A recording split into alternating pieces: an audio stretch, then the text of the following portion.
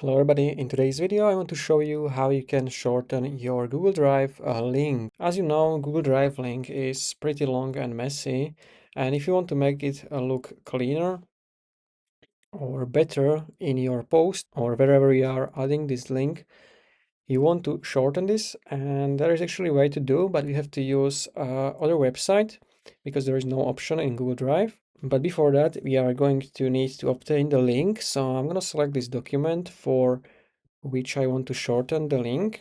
I'm going to right click on it, then click on share, and here you want to copy the link. And if you want to make this accessible to everyone with the link, so not only you want to change this anyone with the link, then you can copy the link, click on done. And to shorten this link, you want to go to browser and search for shorten URL.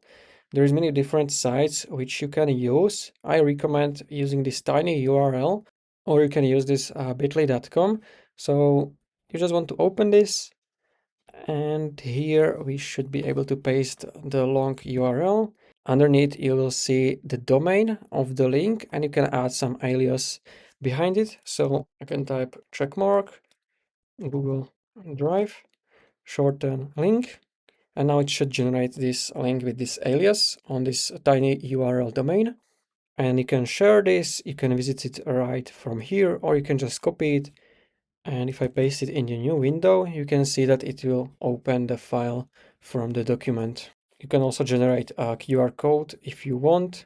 And if you want to shorten another link, you just have to click on shorten another link, and you're gonna paste new link or other link from the other file, and that's it. So it's that simple. If you found this video helpful, consider subscribing for more tutorials like this one.